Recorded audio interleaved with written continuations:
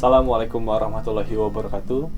Baik lagi ke kami, Galih, dari Badan Standarisasi Nasional, yang hari ini akan menjelaskan terkait SNI 8128/2020 tentang SNI beras ya, Bapak dan Ibu. Mungkin setelah dari pembahasan yang sebelum-sebelumnya dan teman-teman kami sudah menjelaskan, giliran kami untuk menjelaskan SNI 8128/2020 tentang SNI beras. Nah, di SNI beras ini untuk syarat mutunya yang pertama yaitu adalah beras harus bebas dari hama dan penyakit, sehingga beras juga harus bebas dari bau apek dan asam maupun bau asing lainnya seperti itu dan Bapak Ibu, sehingga beras yang dihasilkan bagi para produsen itu nggak boleh ada baunya nih Bapak dan Ibu. Selain itu juga beras juga harus bebas dari campuran dedak dan bekatul untuk beras yang sosoh, dan derajat sosoh minimal 95% untuk yang beras sosoh seperti itu Bapak Ibu. Selanjutnya juga untuk beras ini harus memiliki kadar air maksimal 14%, sehingga memang untuk para produsen beras dan para Bapak Ibu petani ya, itu setidaknya memiliki alat ukur kadar air untuk mengecek beras yang dihasilkan. Kenapa harus maksimal 14%? Karena apabila di atas angka tersebut atau di atas angka 14%, maka beras menjadi lebih lembab. Apabila beras menjadi lembab, maka nanti yang akan ada kemungkinan tumbuh dan berkembangnya mikroba dengan lebih mudah seperti itu. Dan untuk yang syarat mutu yang terakhirnya yaitu adalah beras bebas dari bahan kimia yang membahayakan, merugikan, serta aman bagi konsumen mengacu pada ketentuan peraturan yang berlaku. Oleh karena itu, Bapak Ibu produsen yang di sini memproduksi beras itu tidak boleh menggunakan bahan-bahan kimia yang merugikan seperti itu Bapak Ibu. Selanjutnya untuk syarat mutu khususnya ya. Jadi memang ketika kita membuka SNI ini itu ada 3 jenis beras Bapak Ibu. Yang pertama ada jenis beras premium, yang kedua beras medium 1, dan yang kedua adalah yang ketiga adalah beras medium 2. Beras premium itu memiliki butir kepala minimal 85%, untuk medium 1 80%, dan untuk medium 2 itu 75%. Kemudian butir patahnya, jadi beras yang patah maksimal di beras premium itu adalah 14,5%, medium 1 18%, dan medium 2 adalah 22%. Kemudian butir menir yang maksimal ada dalam beras ini itu adalah 0,5% untuk beras premium, 2% untuk medium 1, dan 3% untuk medium 2.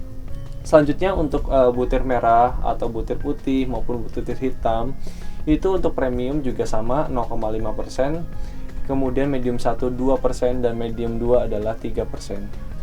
Kemudian butir rusak, jadi butir-butir yang rusak dalam beras maksimal untuk yang beras premium itu adalah 0,5%, medium 1 2%, dan medium 2 adalah 3% maksimalnya.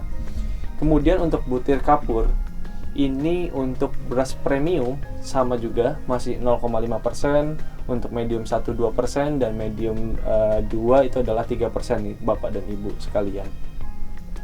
Kemudian benda asing ya. Jadi misalkan ada beberapa benda asing yang ada di beras seperti itu. Untuk di beras premium ini maksimal adalah 0,01%, dan medium 1 itu 0,02%, dan medium 2 itu adalah 0,03% Bapak dan Ibu.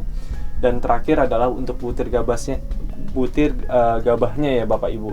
Ini butir gabah dihitung per 100 gram. Jadi dalam premium maksimal gabahnya itu adalah 1% atau 1, mohon maaf. Jadi dalam 100 gram beras itu hanya ditemukan 1 butir gabah. Di medium 2 dalam 100 gram beras hanya ditemukan 2 butir gabah, dan di medium 2 hanya ditemukan 3 butir gabah seperti itu. Nah, selanjutnya bagaimana cara untuk mengemas beras yang baik ya. Jadi kita jangan sampai hanya memproduksi beras yang baik, kita juga harus melakukan pengemasan yang baik juga, sehingga dari kualitas mutunya dari petani hingga nanti siap untuk dikonsumsi itu sudah kualitas mutu masih terjaga. Dalam SNI-nya itu ada beberapa catatan. Catatan pertama, untuk menjaga mutu beras sebaiknya disimpan pada suhu 18 derajat Celcius hingga suhu 35 derajat Celcius dengan kelembapan 60 hingga 70% seperti itu Bapak Ibu. Untuk yang catatan kedua, yaitu untuk beras premium sebaiknya disimpan pada suhu 18 derajat Celcius hingga suhu 25 derajat Celcius. Kenapa harus menggunakan suhu yang lebih rendah ya dibandingkan dengan catatan yang satu itu? Karena beras premium itu memiliki mutu yang lebih tinggi dibandingkan medium 1 dan medium 2. Oleh karena itu juga penyimpanan juga tidak boleh terlampau besar ya, karena kan beras apabila disimpan dengan suhu yang terlalu tinggi maka dapat menyebabkan kualitas mutunya semakin menurun. Dan catatan ketiga yaitu adalah agar mutu beras terjamin, maka gudang penyimpanan hendaknya mengacu juga kepada SNI 7331/2016 tentang ketentuan gudang komoditas pertanian, sehingga kita dari produk beras yang kita sudah siapkan sesuai dengan kualitas SNI, dari pengemasannya juga sudah kita siapkan sesuai dengan ketentuannya juga. Kita juga harus menyiapkan dari segi komoditas gudangnya, bagaimana cara ketentuan komoditas pertaniannya itu bagaimana untuk penyimpanannya. Kemudian untuk yang penandaan, nah ini Bapak Ibu. Jadi untuk syarat penandaan itu mengacu pada ketentuan peraturan perundang-undangan. Informasi penandaan antara lain, yang pertama adalah nama produk, asal itu bisa nama dan alamat pihak yang memproduksi, kemudian kelas mutunya, jadi seperti yang tadi beras premium 1, medium 1 maupun medium 2, kandungan gizi, berat bersih atau isi bersih, tanggal, bulan, tahun dan kode produksi, masa kadaluarsa dan masa kadaluarsa.